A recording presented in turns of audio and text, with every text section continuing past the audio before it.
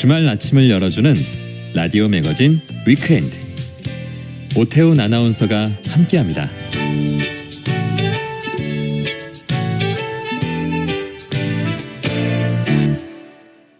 네, 일상에서 발견하는 실용 인문학 이야기를 나눠봅니다. 생활 속의 인문학 저자 이효건 작가 나오셨습니다. 어서 오십시오. 네, 안녕하세요. 오늘은 어떤 이야기 해볼까요? 오늘은 싸움이라는 주제로 이야기할까 합니다. 싸움을 인문학으로 얘기한다고요? 예. 그렇습니다. 우리는 왜 어릴 때부터 싸우지 말고 사이좋게 지내라라는 말을 수도 없이 들었죠. 그렇죠. 하지만 현실에서는 불가피하게 누군가와 싸워야 하는 경우가 생기는데요. 예. 춘추시대 최고의 책략가인 손무도 손자병법에서 이렇게 말했습니다. 싸우지 않고 이기는 것이 최상의 방법이다. 그러니까 손무가 살았던 춘추시대는 전쟁이 수시로 벌어졌거든요. 네. 일단 싸움이 시작되면 반드시 이겨야 됩니다. 네. 하지만 이긴 쪽도 일정 부분 피해를 볼 수밖에 없기 때문에 싸우지 않고 이기는 것이 최선이라는 입장입니다. 근데 이제 현대에 벌어지는 싸움에는 크게 나누면 두 가지 유형이 있는데요. 싸움을 나누면 두 가지 유형을. 경쟁이라는 싸움과 투쟁이라는 싸움이 있습니다. 그렇죠? 그러니까 경쟁과 투쟁은 누군가와 싸운다는 면에서는 비슷하지만 성격은 상당히 다르거든요. 하지만 사람들은 이 둘을 구분하지 않아서 문제가 되기도 하는데요. 한번 여쭤볼게요. 경쟁과 투쟁 어떻게 다를까요? 경쟁은 시험 볼 때 이제 경쟁하는 게 그 경쟁이고 투쟁은 뭔가 쟁취해야 돼요. 맞습니다. 그리고 이제 팔뚝이 올라가야 되고 이런 게 투쟁인 것 같아요. 경쟁이란 단어를 사전에서 찾아보면 이렇게 나와 있습니다. 같은 목적에 대하여 이기거나 앞서려고 서로 겨룸. 그러니까 경쟁은 동일한 목표나 대상을 얻으려고 겨루는 싸움으로 비슷한 입장에 있는 사람들끼리의 게임입니다. 그러니까 진화생물학자이자 과학 철학자인 프란츠 부케티처는 도덕의 두 얼굴이란 책에서 우리가 흔히 생존을 위한 투쟁이라는 은유적 표현이 있잖아요. 이건 잘못 번역된 거고 생존을 위한 경쟁이 맞다 하면서 이렇게 얘기합니다. 생존을 위한 경쟁은 항상 동일한 종의 개체들 간의 경쟁을 말한다. 그러니까 부케티처에 따르면 경쟁은 동일한 종 사이에 있는 개체들 간의 싸움입니다.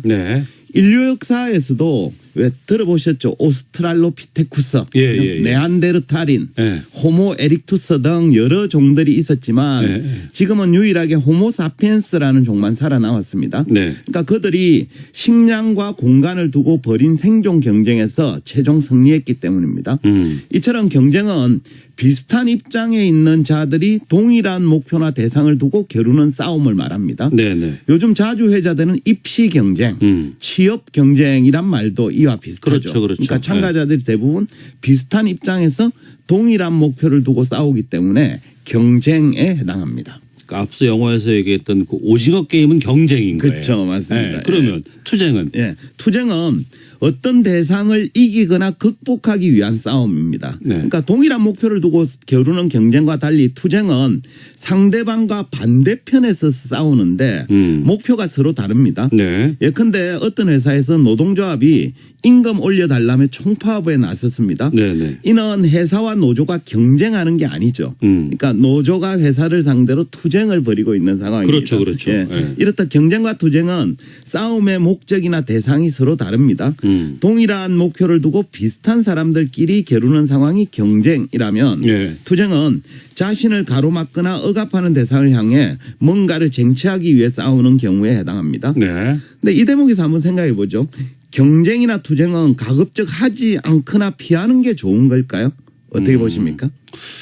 왠지 경쟁은 굳이 막 너무 과격하게 하면 안 될 것 같고 투쟁은 가만히 있으면 안 된다는 게 있기 때문에 투쟁은 좀 해야 되는 거 아닌가 싶기도 한데. 비슷합니다.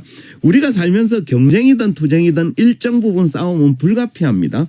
경쟁도 투쟁도 없이 자기가 원하는 삶을 산다. 이거 상당히 어렵거든요. 사실 투쟁이라는 건 인간으로 살아가기 위해서는 불가피한 선택이기도 한데요. 헤르만 헤세의 소설 데미안에는 이런 유명한 문구가 나오잖아요. 한번 들어보십시오. 새는 알에서 나오려고 투쟁한다. 알은 세계이다. 태어나려는 자는 하나의 세계를 깨트려야 한다. 그렇죠. 깨야 나올 수 그렇죠. 있죠. 네. 새가 알을 깨고 세상 밖으로 나오기 위해서는 자신을 가로막고 있는 껍질과 투쟁해서 이겨야 합니다. 네. 그러니까 껍질을 깨트리지 않고는 세상 밖으로 나올 수 없잖아요. 그죠? 네. 소설에서도 주인공 싱클레어는 진정한 인간으로 성장하는 과정에서 자신을 가로막고 있는 기존의 규범들, 소설에서는 주로 아버지, 집, 종교, 도덕 등입니다. 이런 규범들의 속박에서 괴로워하면서 하나씩 점검을 해나갑니다. 그 결과 자신을 옥매고 있는 기존의 규범들은 투쟁을 통해서 벗어나야 할 대상이라는 사실을 깨닫게 되죠. 예. 마치 새가 껍질을 깨고 알에서 나오려고 투쟁하듯이 말이죠. 이러한 투쟁을 거쳐야 진정한 자기 실현을 이룰 수 있다라는 게 소설의 핵심 메시지입니다. 그 세상을 바꾸려면 또 네. 세상을 이겨내려면 네. 투쟁해야 된다. 예. 그런 뜻이네요. 그렇죠. 맞습니다. 그 카를 마르크스와 프리드리히 엥겔스가 공저한 공산당 선언도 네. 투쟁의 필요성을 강조한 책인데요. 그들은 이렇게 주장합니다. 인간의 모든 역사는 계급 투쟁의 역사다. 네. 그러니까 그들이 보기에 인류의 역사는 지배계급이 피지배계급을 지배하면서 착취하는 상황의 연속이었고 그 과정에서 수많은 투쟁이 벌어지면서 사회적으로 발전을 해왔다는 거죠. 두 사람이 공산당 선언을 선언했던 19세기 중반 유럽도 네. 자본을 가진 부르주아지가 아무런 자본 없이 자기의 노동력만 파는 노동자들을 착취하는 시대였고 투쟁이 필요하다고 봤습니다. 그들은 책에서 자본주의의 모순과 착취의 본질을 폭로하면서 마지막 문장에 이렇게 적고 있습니다. 프롤레타리아가 이럴 것이라곤 쇠사슬 뿐이요. 얻을 것은 전 세계다. 만국의 노동자들이여 단결하라. 그러니까 노동자들이 단결해서 부르주아지 계급에 투쟁해야 된다라는 선언입니다. 네. 이처럼 사회적으로 투쟁은 동일한 입장이 아니라 서로 반대되는 또는 대립하는 입장에서 그것도 주로 약자가 강자를 향해 벌이는 싸움이라 할 수 있겠습니다. 그게 투쟁이다. 네네. 그리고 인류는 투쟁의 역사 속에서 거듭나왔다. 네. 발전을 해왔다고 보는 거죠. 예. 그럼 경쟁은요? 예. 경쟁도 사실은 불가피한 면이 있습니다. 네. 개인의 자유로운 선택과 성과가 강조되는 오늘날 자본주의 사회에서는 동일한 목표를 두고 사람들이 겨루는 경쟁도 불가피한 측면이 있습니다. 경쟁에서 이겨야 자기가 원하는 결과를 얻을 수 있거든요. 가령 어떤 학생이 입시 경쟁이 너무 지나치다라고 생각해서 네. 아예 경쟁을 피하거나 양보를 해버리면 네. 그죠? 그 선택이 아무리 인간적이라 하더라도 그 상태를 마냥 긍정하기는 어렵습니다. 걔는 공부하기 싫은 거예요. 그렇죠. 네. 자기 애가 많이 그렇다고 생각해요. 네. 그래서 어쨌든 이유가 어찌되었던 경쟁을 포기한 결과는 본인이 책임을 져야 되거든요. 예. 하지만 반대로 경쟁이 지나치거나 모든 면에서 경쟁 일변도로 나가는 것 이것도 좀 문제인 것 같아요. 네. 영국의 철학자 버트랜드 러셀이 행복의 정복이란 제목의 책에서 불행의 원인을 여러 가지로 나열하는데 그중 하나가 경쟁이라고 꼽았습니다. 그러면서 그는 책에서 이런 말로 논의를 시작하는데요. 뭐라고 그러냐 이러면 미국인이나 영국의 사업가에게 인생을 즐기는데 가장 방해가 되는 게 뭐냐라고 묻는다면 생존을 위한 투쟁이라고 대답할 것이다. 그러나 이 말은 철저한 거짓말이다. 그러니까 여기서 투쟁은 경쟁으로 번역하는 게 옳을 텐데요. 예. 아무튼 사업가들은 경쟁이 행복한 인생을 방해하고 있는데 생존을 위한 것이라서 어쩔 수 없다라고 말한다는 거죠. 예. 하지만 러셀은 그들이 말한 생존의 투쟁 이 표현이 예. 철저한 거짓말이라고 단언을 합니다. 생존을 위한 투쟁은 철저한 거짓말이다. 예. 왜 그런 거예요? 예, 그죠. 러셀은 이렇게 주장합니다. 사람들이 생존을 위한 투쟁이라고 말하는 것은 실제로는 성공을 위한 투쟁이다. 생존이 아니고 성공이다. 예, 그죠?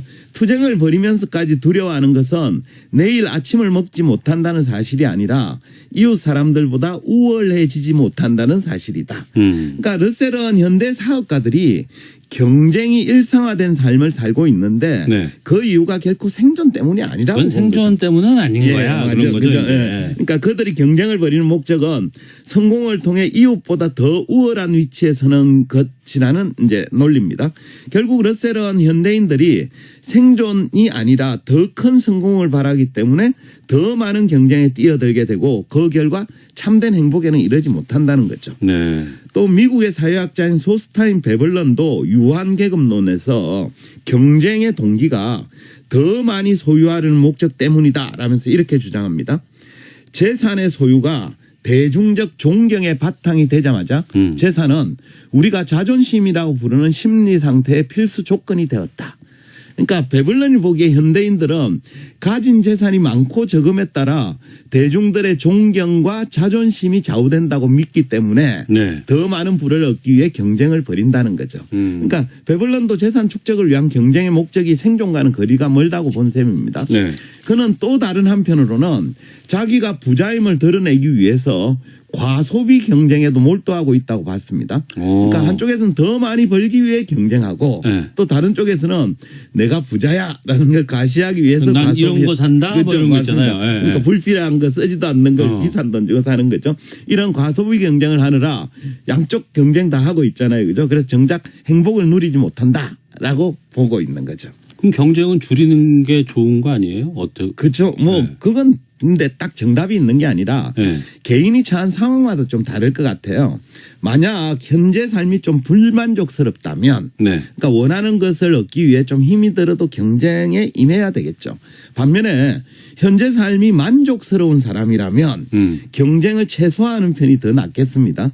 특히 생존의 문제를 넘어서서 다른 사람의 평판이나 자존심 때문에 시작하는 경쟁이라면 네. 가급적 시작하지 않는 게 좋겠죠. 그러니까 행복한 삶을 위해서는 진짜 필요한 것을 위한 최소한의 경쟁이면 충분하지 않을까 싶습니다. 네. 끝으로 중국의 문호인 루신이 화변 문학에서 한 말을 들려드릴까 하는데요.